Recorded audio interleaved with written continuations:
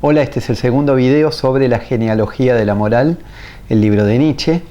En el primer video hablamos de los primeros dos tratados de esta obra. Hoy vamos a trabajar el tercer tratado, pero antes de eso quiero explorar un poquito más un concepto que ya es presentado por Nietzsche en el segundo tratado, que es el concepto de mala conciencia.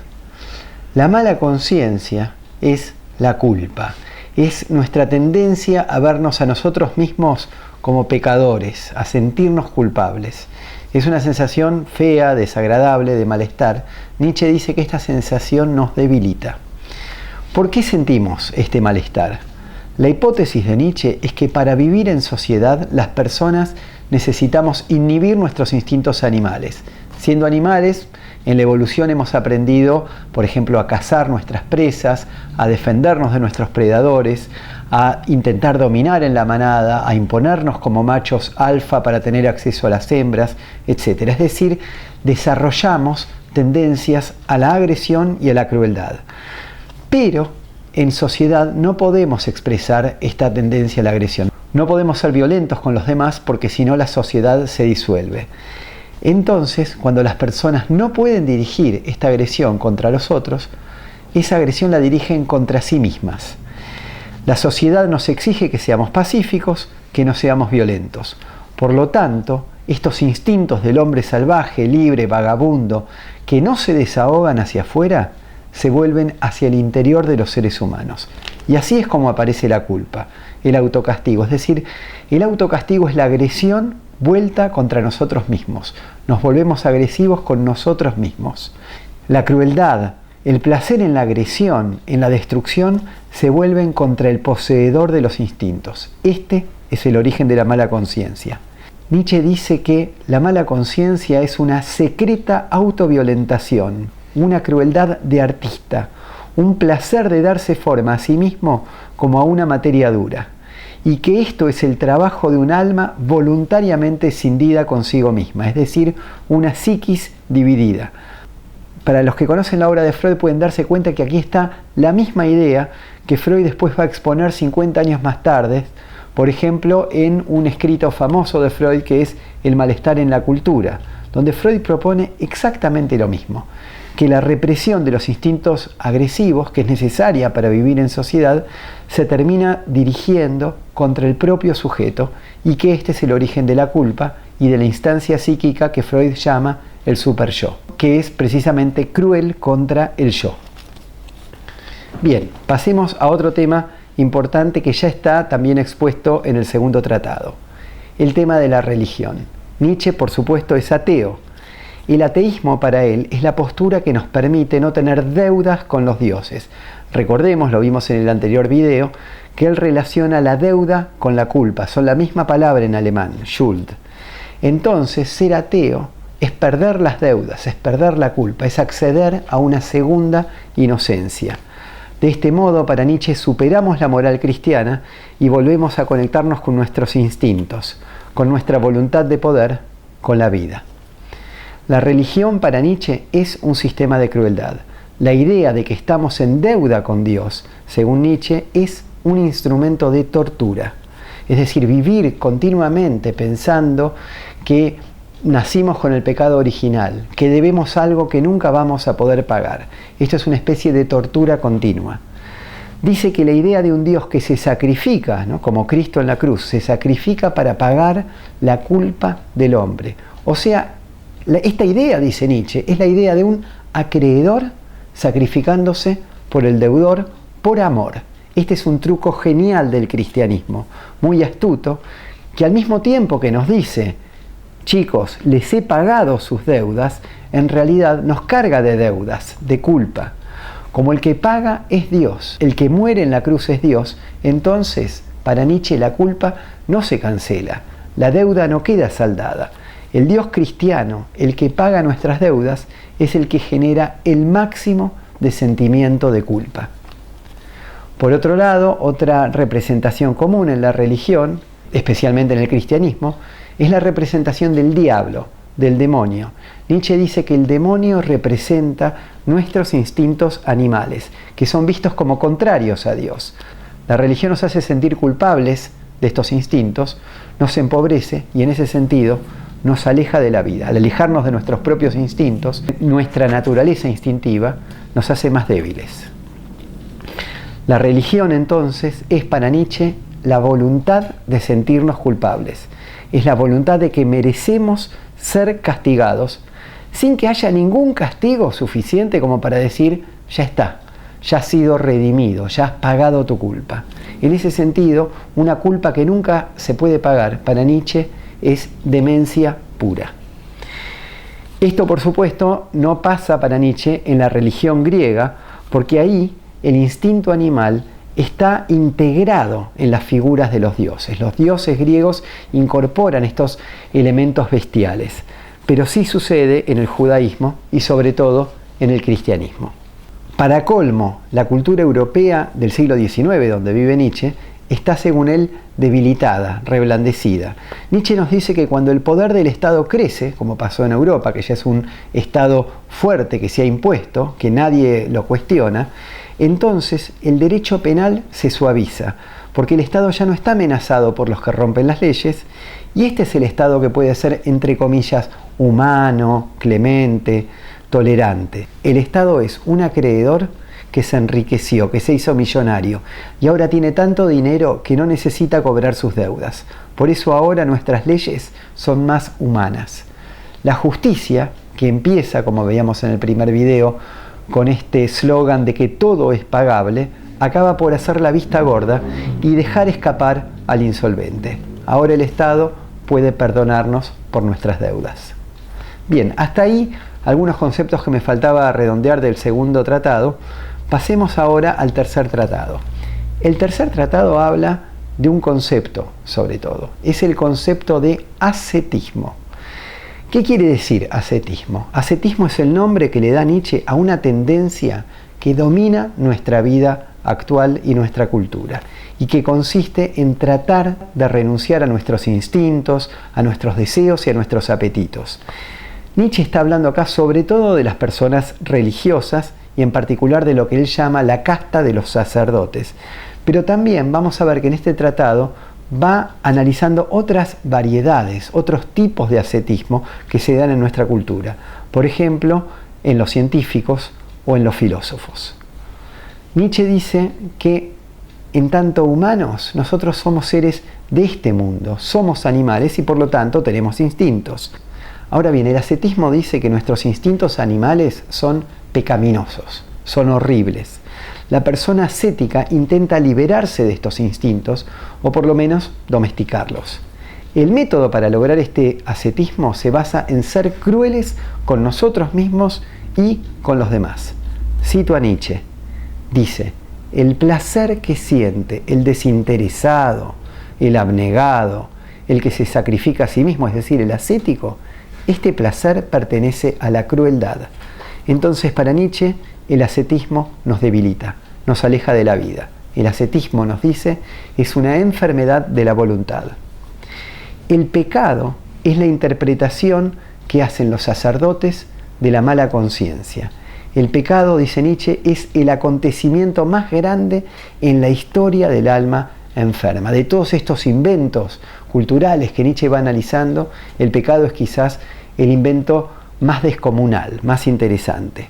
Cito nuevamente a Nietzsche. El hombre que venía sufriendo de sí mismo de algún modo, en todo caso de un modo fisiológico, como un animal que está encerrado en una jaula, sin saber con claridad por qué y para qué, anhelante de encontrar razones, pues las razones alivian. Hago una pausa acá. Acá está hablando del hombre que tiene que reprimir sus instintos para vivir en sociedad. Entonces nos dice que este hombre sufre, pero sufre de una manera fisiológica, simplemente porque no puede descargar estos instintos de agresión y no entiende la razón de su malestar y de su sufrimiento. Entonces, anhelante de encontrar razones y también de encontrar remedios y narcóticos, termina por pedir consejo a alguien que conoce incluso lo oculto. Está hablando de los sacerdotes. Y he aquí que recibe una indicación. Recibe de su mago, del sacerdote ascético, la primera indicación acerca de la causa de su sufrimiento. Debe buscarla dentro de sí, en una culpa. en una parte del pasado.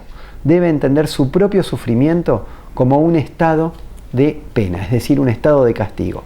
Lo que nos está diciendo Nietzsche es, todos sufrimos, pero de pronto viene un sacerdote y nos dice, ¿sabés por qué sufrís? Porque estás en deuda.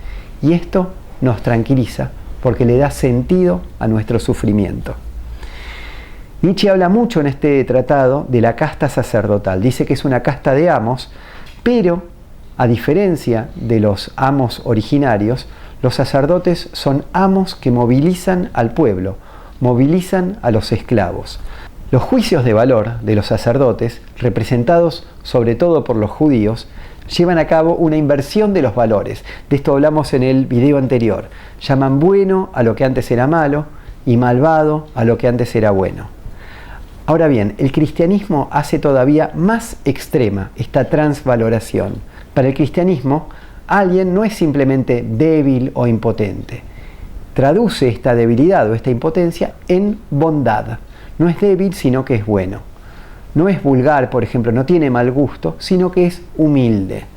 No es un cobarde por no luchar contra los amos, sino que es paciente. Tiene paciencia en que va a llegar algún día la justicia divina, aunque sea después de muertos. Si son miserables, dicen que su miseria es una prueba que les pone Dios y por lo tanto es una bendición. Ven culpa en todos lados, pero se consideran a sí mismos inocentes. El cristianismo entonces es el movimiento cultural que logra llevar al extremo los valores que inicialmente representaban los judíos. Leo de Nietzsche: ese Jesús de Nazaret, evangelio viviente del amor, ese redentor que trae la bienaventuranza y la victoria a los pobres, a los enfermos, a los pecadores, ¿no era él precisamente la seducción en su forma más inquietante e irresistible? La seducción y el desvío precisamente hacia los valores judíos. Los judíos negaron y clavaron en la cruz ante el mundo entero, como si se tratase de su enemigo mortal, a Jesús. Pero Jesús en realidad era su instrumento de venganza, a fin de que en el mundo entero, es decir, todos los adversarios de Israel, pudieran morder sin recelos precisamente de ese cebo, de ese anzuelo. Jesús populariza para Nietzsche los ideales judíos. Jesús es como un caballo de Troya, donde los judíos hacen como si estuvieran destruyendo a Jesús, pero a través de Jesús lo que le están dando al resto de la humanidad es precisamente los valores judíos, incluso de una manera mucho más exacerbada. Esa es la teoría de Nietzsche. Los filósofos. Nietzsche tiene una actitud ambigua hacia los filósofos. Por un lado, los filósofos tienen algo de ascetas, ¿no? La idea de que Dios es la verdad y el bien y que la verdad es divina son ideas que surgen de la filosofía, son ideas platónicas. La ciencia y la filosofía se parecen a la religión también porque buscan una verdad que no es de este mundo terrenal. Buscan una verdad trascendente o, aunque sea, universal. Nietzsche entiende además que la renuncia del filósofo a las distracciones de los sentidos tiene que ver con su compromiso con la búsqueda de la verdad. Ahí vienen unos párrafos muy divertidos donde dice que los filósofos tienen que ser solteros. Enumera a un listado de filósofos entre los cuales incluye a Heráclito, Platón, Descartes, Spinoza, Leibniz, Kant, Schopenhauer. Eran todos solteros, ninguno se casó. Ni siquiera, dice Nietzsche, podemos imaginarlos casados. No podrían permitirse distraerse con todo lo que el matrimonio acarrea: placer sexual, preocuparse por la comida, vida social, necesidades domésticas, pagar los impuestos, niños, etc. Un filósofo casado, nos dice Nietzsche, pertenece a la comedia. Y de hecho, en la historia de la filosofía, el filósofo casado es Sócrates, y cuando aparece en los diálogos platónicos, por ejemplo, la esposa de Sócrates, aparece en tono de comedia. Aparece siempre en alguna actitud que bordea lo absurdo o lo ridículo. Nietzsche nos dice, Sócrates es la excepción, es el filósofo casado, pero tal vez se casó irónicamente para demostrar este principio. Hasta ahí los filósofos. Vamos a la ciencia. La ciencia, dice Nietzsche, aparenta ser ascética en el sentido de que intenta dar la impresión de que la belleza, los apetitos, el sexo, todas las cosas sensuales, ¿no?, de este mundo, no la afectan, no la influyen, y así poder parecer objetiva. La ciencia intenta convencernos de que ha renunciado a valorar, que no tiene prejuicios, ¿no? Es lo que le pedimos a los científicos, que sean objetivos, que no se dejen influenciar por sus gustos o sus preferencias. Esto constituye un tipo de ascetismo, una negación del mundo en el que vivimos. Así, dice Nietzsche, se desprecia la historia, la sensualidad y el arte, que es el entramado en el que viven los científicos. En verdad, dice Nietzsche, la ciencia está atravesada por intereses, por voluntad de poder. Nuestra ciencia entera, a pesar de toda su frialdad, de su desapasionamiento, se encuentra sometida, dice Nietzsche, aún a la seducción del lenguaje. La ciencia es influenciable por todos los intereses, por todos los elementos terrenales y sensuales del mundo en el que vivimos, incluso por la seducción del lenguaje. Nietzsche hace un recorrido histórico que es muy ambicioso. Comienza con los griegos, incluye la relación entre Judea y Roma, el ascenso del cristianismo, la reforma protestante, la ilustración, la revolución francesa, hasta el surgimiento de la ciencia moderna y de la burguesía y de la sociedad del siglo XIX. Y en todo este proceso él ve la continuidad y la expansión incesante del ascetismo, desde la moral de los sacerdotes hasta la Europa burguesa del siglo XIX. ¿Por qué triunfó el ascetismo? Por lo que decíamos cuando empezamos a hablar de la explicación religiosa del pecado. El ascetismo triunfó porque ofrece un sentido al sufrimiento. El ser humano, nos dice Nietzsche, es el animal que soporta e incluso busca el sufrimiento siempre que se le muestre un sentido del mismo, un para qué. La falta de sentido del sufrimiento era la maldición que amenazaba a la humanidad, hasta que llegó el ascetismo. El ascetismo interpreta el sufrimiento, llena el vacío, evita el nihilismo suicida. El precio de esta interpretación es que esta interpretación sitúa todo sufrimiento en la perspectiva de la culpa. Si sufrís es porque te lo mereces. Pero el ser humano queda salvado. En adelante no es ya como una hoja al viento, como una pelota del absurdo.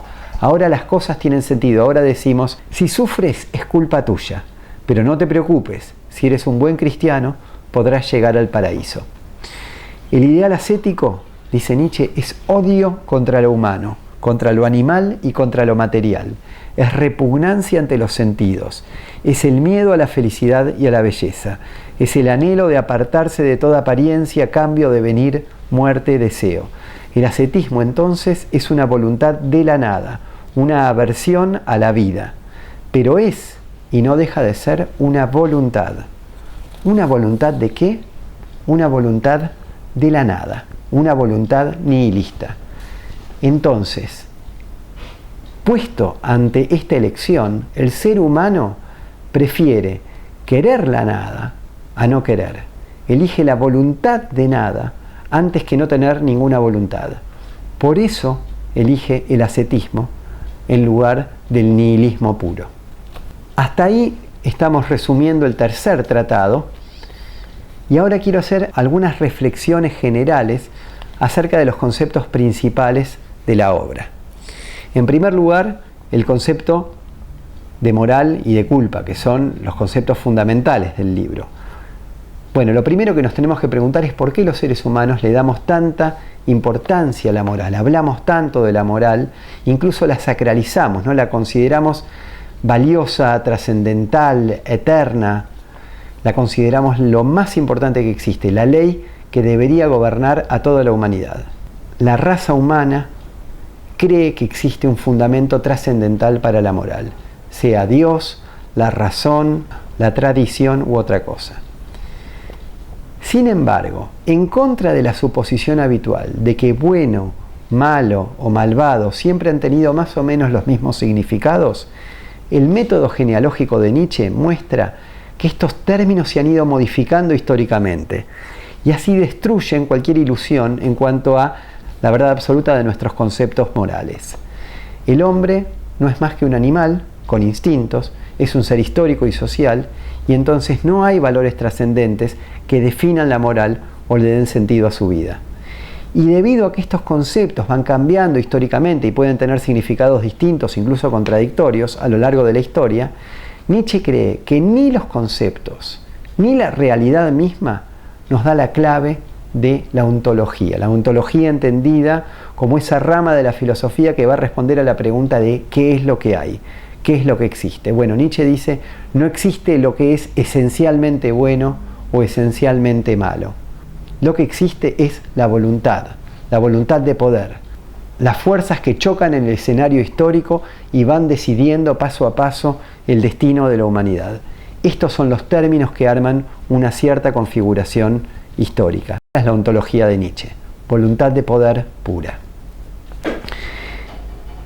Nietzsche entonces nos está proponiendo que la moral judeocristiana europea es una negación de los instintos, que se asienta sobre el miedo a la vida y que cuando intentamos consolarnos inventando otra vida, la vida después de la muerte, en la que vivirá el alma que se libera de todo lo terrenal, esto no es más que otra forma de devaluar nuestra vida actual.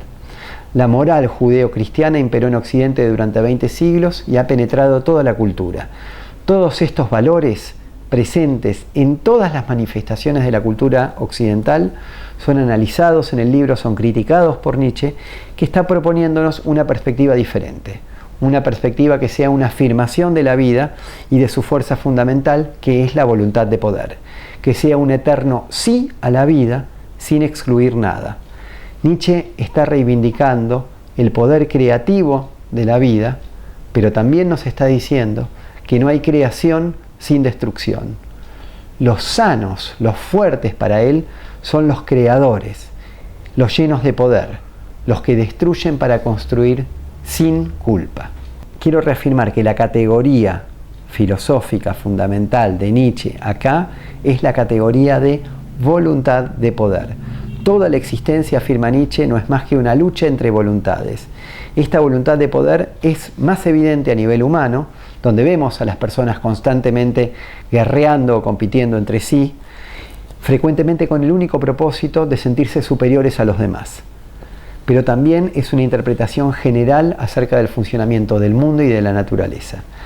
Las voluntades producen interpretaciones de la realidad, y estas interpretaciones se reflejan en el lenguaje y en los significados que atribuimos a los hechos, a las cosas, a la realidad.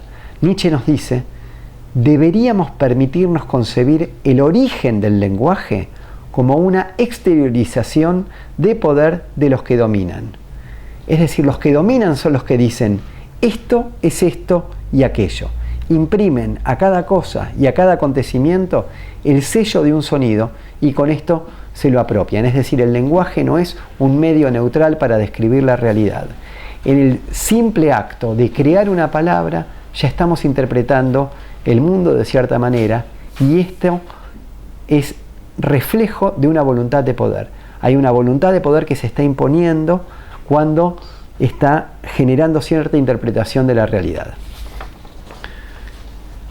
Ahora podemos darle otra vuelta a esta idea de que el bien, el concepto de bien, no tiene un significado estable. El concepto de bien estuvo dominado una vez por la voluntad de poder de los bárbaros, sanos y fuertes, y tenía el significado opuesto al que tiene ahora, donde la voluntad de poder que domina es la de los ascetas, débiles y enfermos. Muy bien, esto nos lleva entonces de la ontología a la epistemología, es decir, de la doctrina filosófica acerca de qué es lo que existe a la doctrina filosófica que habla acerca de lo que podemos conocer. La mirada de Nietzsche fundamentalmente es que es imposible ser objetivo. Creer en la objetividad es como creer en un ojo que no tiene orientación, que no ve desde un punto de vista específico. Un ojo que no está situado es un ojo carente de las fuerzas activas e interpretativas que hacen que ver sea ver. Es un no concepto de ojo. En verdad existe solamente un ver perspectivista, únicamente un conocer perspectivista. Dicho de otra forma, para Nietzsche, los seres más objetivos son los que tienen mayor voluntad de poder. Cito: por esto ha sido un hecho en todos los tiempos que el hombre agresivo, por ser el más fuerte, el más valeroso, el más noble, ha poseído también un ojo más libre, una conciencia más buena, y por el contrario ya se adivina quién es el que inventó la mala conciencia. Es el hombre del resentimiento. Según Nietzsche, entonces, creer en una verdad absoluta es ceder a un significado particular, una interpretación particular de una cosa, es dejarse dominar por una voluntad particular. Una voluntad que desea permanecer libre va a rechazar siempre cualquier tipo de absolutos y va a intentar mirar a un asunto determinado desde tantas perspectivas diferentes como sea posible, para así lograr generar el punto de vista propio. Esta doctrina ha influido muchísimo en la filosofía del siglo XX, sobre todo en el pensamiento posmoderno, y se la conoce como perspectivismo. Este enfoque se ve no solamente en las cosas que Nietzsche dice, sino también en cómo las dice. Nietzsche ejercita todo el tiempo el desafío a los saberes constituidos. Es un irreverente. Para él nada es sagrado, nada es absoluto, incluso diría que para Nietzsche nada es verdad, ni siquiera su propia teoría. Nuestra moral es un código arbitrario que ha evolucionado tan al azar como la propia especie humana. Nuestra moral es una interpretación particular, por ejemplo, una interpretación de nuestra vida y de nuestras acciones. Sabemos que toda interpretación se hace desde determinada perspectiva. La única constante es que nosotros y todos los demás luchamos constantemente para obtener más poder, y la única virtud constante es una voluntad poderosa y libre de mala conciencia, libre de resentimiento. A veces se confunde al perspectivismo con el relativismo. El relativismo lo entiendo como la idea de que hay múltiples verdades que dependen de la perspectiva desde la que uno analiza el problema. Son enfoques semejantes, pero en cierto sentido el perspectivismo va más lejos que el relativismo, porque Nietzsche pone en entredicho al concepto mismo de verdad y lo reduce al de voluntad, lo cual es prácticamente como decir que la verdad no existe. Dice que los filósofos hablan de la verdad, ponen a la verdad en un lugar sagrado sin plantearse las preguntas básicas. ¿Por qué necesitamos a la verdad? ¿Qué valor tiene la verdad? Dice que hay que emprender la crítica de la voluntad de verdad. La voluntad de verdad necesita una justificación. Habiendo atravesado entonces la ontología y la epistemología, estamos ahora en condiciones de analizar la metodología que utiliza Nietzsche para producir su teoría. A esta metodología él la llama método genealógico. El método genealógico consiste en buscar la historia de los conceptos. Recordemos que Nietzsche en su formación inicial era filólogo, es decir, su formación más básica consistió en estudiar la historia de los lenguajes, sobre todo las lenguas clásicas, y era un especialista en analizar la etimología de los términos. Los filósofos, nos dice, tienden a pensar que las cosas tienen significados propios, inherentes. Por ejemplo, buscan la definición del concepto de castigo. Sin embargo, en un largo párrafo que ahora les voy a citar, Nietzsche enumera cuántas cosas distintas ha sido el castigo. Está hablando de lo que habló sobre todo en el segundo ensayo, la institución de la pena, y nos dice que la pena o el castigo ha tenido significados distintos en la historia humana. Sopórtenme que voy a leer un largo párrafo de Nietzsche donde nos habla de esta diversidad de significados de la pena. Pena como neutralización de la peligrosidad, como impedimento de un daño ulterior. Pena como pago del daño al damnificado en alguna forma, también en la forma de una compensación afectiva. Pena como aislamiento de una perturbación del equilibrio para prevenir la propagación de la perturbación. Pena como inspiración de temor respecto a quienes determinan y ejecutan la pena. Pena como una especie de compensación por las ventajas disfrutadas hasta aquel momento por el infractor, por ejemplo, utilizándolo como esclavo para las minas. Pena como segregación de un elemento que se halla en trance de degenerar, a veces de toda una rama, como ocurre en el derecho chino, y por tanto como medio para mantener pura una raza o para mantener estable un determinado tipo social.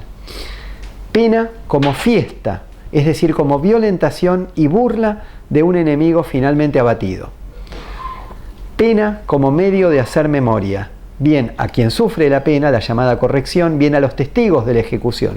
Uno puede torturar a los testigos para que digan la verdad. Pena como pago de un honorario, estipulado por el poder que protege al infractor contra los excesos de la venganza. Pena como el compromiso con el estado natural de la venganza, y esto sigue. Hay como 4 o 5 definiciones más de pena, no los quiero aburrir tanto. El punto acá es que no hay una esencia de la pena. La genealogía es entonces este método que nos muestra la ruta sinuosa que nuestros conceptos morales han tomado hasta llegar a su forma actual. Este es un punto de vista muy utilizado por filósofos del siglo XX como Deleuze en el Anti-Edipo o como Foucault. Y uno lo podría contraponer a filósofos y psicólogos que se encolumnan más en el espíritu de la modernidad. Los ejemplos más fáciles son Hegel, Marx, Piaget, que proponen como un orden o una direccionalidad en el desarrollo de la sociedad y también de las instituciones y también de los conceptos. Las cosas tienen un orden y van evolucionando. Para Nietzsche, en cambio, y también para sus seguidores, los conceptos se van transformando según las contingencias históricas y las necesidades de cada época. Nietzsche lo dice explícitamente. Escribe: el desarrollo de una cosa, de un uso, de un órgano, según esto, cualquier cosa antes que su progreso hacia una meta, y menos aún un progreso lógico. No hay una teleología aristotélica, no hay una evolución hacia un punto de llegada. No pasás, por ejemplo, como en Marx, del esclavismo al modo de producción medieval, al mercantilismo y finalmente al capitalismo, ¿no? En una progresión lógica y esperable. Por el contrario, para Nietzsche hay un desarrollo sinuoso, lleno de giros, de idas y vueltas. Él nos habla de una sucesión de procesos de avasallamiento, más o menos profundos, más o menos independientes entre sí, que tienen lugar en la cosa, a lo que hay que añadir las resistencias utilizadas en cada caso para contrarrestarlos, las metamorfosis intentadas con una finalidad de defensa y de reacción. En resumen, todas las instituciones importantes de nuestra sociedad tienen una historia contingente y que es el resultado de las luchas de poder, y ninguna de las instituciones, ni el dinero, ni el matrimonio, ni el castigo, ni la democracia, son una cosa, sino que van cambiando en su significado. Nietzsche nos dice, resumiendo todo esto con una frase genial: solo es definible aquello que no tiene historia. El gusto de época hoy dominante prefiere recurrir al absurdo mecanicista. Yo creo que acá, por ejemplo, está hablando de la teoría de la evolución darwinista, para explicar cómo se llega a cierto punto en la evolución de la especie humana. Ese es el gusto de la época. Prefiere recurrir al absurdo mecanicista antes que a la teoría de una voluntad de poder. Nietzsche, en cambio, va a reivindicar la supremacía del principio que poseen las fuerzas espontáneas, agresivas, invasoras, creadoras de nuevas interpretaciones, de nuevas direcciones y formas. Bien, un punto importante. ¿Es Nietzsche racista, machista, nazi, fascista, antidemocrático? Sin duda van a encontrar párrafos y fragmentos que pueden justificar o fundamentar cada una de estas afirmaciones. Claramente no es un admirador de la democracia. Habla del influjo obstaculizador que la democracia tiene dentro del mundo moderno. No solo está en contra de la democracia, sino que también está a favor de la guerra. Dice que los arbitrajes de paz, la igualdad de las mujeres y la religión de la compasión son síntomas de una vida declinante. Es bastante sarcástico cuando habla de los judíos, dice que son el pueblo sacerdotal por excelencia. Al mismo tiempo les da un papel muy central y muy importante en la historia de Occidente. Tiene distintas expresiones racistas, pero al mismo tiempo no es un antisemita y critica a los antisemitas porque dice que son resentidos y se llenan la boca despreciando a otros que son chivos expiatorios de su propia mediocridad. No es nacionalista, no se la pasa, por ejemplo, elogiando al pueblo alemán, más bien es bastante crítico de los alemanes y de la cultura alemana. Habla con admiración de las bestias rubias, término por el que se refiere a las tribus bárbaras que poblaban Europa en épocas arcaicas, no necesariamente a los arios. Estos bárbaros de la moral primitiva son animales brutos y crueles, pero al menos, para Nietzsche, son amos fuertes y saludables. En resumen, claramente no es una filosofía políticamente correcta, pero tampoco es un nazi en el sentido clásico del nacionalsocialismo, es decir, él no está proclamando en ningún momento que la raza aria es superior y que las otras razas deben ser exterminadas.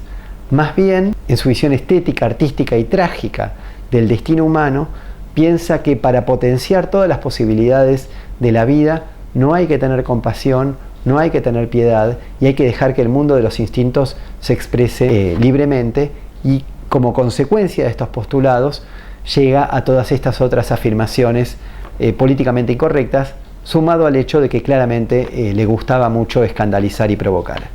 Relacionado con este tema del nazismo, aparece otro término polémico en Nietzsche, que aquí es mencionado muy al pasar, que es el del superhombre. Porque el libro trata, en cierto sentido, el destino de la humanidad. En el prólogo, Nietzsche dice una frase muy linda para mí. Dice: nosotros, los que conocemos, somos desconocidos para nosotros mismos. Esto tiene un buen fundamento. No nos hemos buscado nunca. ¿Cómo iba a suceder que un día nos encontrásemos? Acá está retomando una de las preocupaciones centrales y básicas e históricas de la filosofía. Este es el famoso «Conócete a ti mismo», que precisamente proclamaba Sócrates, ¿no? Que uno puede pensarlo como el peor enemigo de Nietzsche. Pero Sócrates era el que nos decía: conócete a ti mismo, examina tu vida. Es decir, que acá Nietzsche está retomando desde el prólogo de la obra este tema de la filosofía, de conocerse a uno mismo, y nos está diciendo que en la sociedad occidental, en la sociedad ascética, en la sociedad judeocristiana, no nos damos cuenta de en qué nos hemos transformado y debemos examinarnos a nosotros mismos. Desde sus primeras obras, Nietzsche rescata y valora a la ética y a la estética de la tragedia griega, lo cual lo enfrenta al optimismo cristiano, y él nos está proponiendo otro destino posible, que no es ni el nihilismo ni el optimismo cristiano, que en el fondo son lo mismo para él, nihilismo y ascetismo, ¿no? Y ahí es donde propone su solución, que es el superhombre. Cito: este hombre del futuro, que nos liberará del ideal existente hasta ahora, el ascetismo, y asimismo de lo que tuvo que nacer de él, de la gran náusea de la voluntad de la nada, es decir, el nihilismo, ese toque de campana del mediodía y de la gran decisión que de nuevo libera la voluntad, que devuelve a la tierra su meta y al hombre su esperanza, ese anticristo y antinihilista, ese vencedor de Dios y de la nada, él no lo dice, pero está hablando del superhombre, alguna vez tiene que llegar. Entonces, el nuevo ideal que se contrapone al ideal ascético es el Übermensch, el superhombre o suprahombre. El redentor que propone será un hombre sano, con voluntad de poder. No va a ser un hombre ascético, ni un científico que renuncia a la vida. El redentor va a aportar un sentido a la vida que no niegue la felicidad y la belleza de este mundo, que no niegue el cambio ni el devenir. ¿Cómo va a llegar este superhombre? ¿Cómo podemos hacer que advenga el superhombre? No por la religión, por supuesto, pero tampoco por la ciencia ni por la filosofía. Quizás el arte tiene alguna chance, porque el arte, dice Nietzsche, el arte santifica la mentira. En el arte la voluntad de engaño se hace a conciencia. De todos modos, en este texto no profundiza mucho sobre la llegada del superhombre. En resumen, retomando todo el recorrido que hemos hecho en estos dos videos, el proyecto principal de Nietzsche en la genealogía es cuestionar nuestra moral.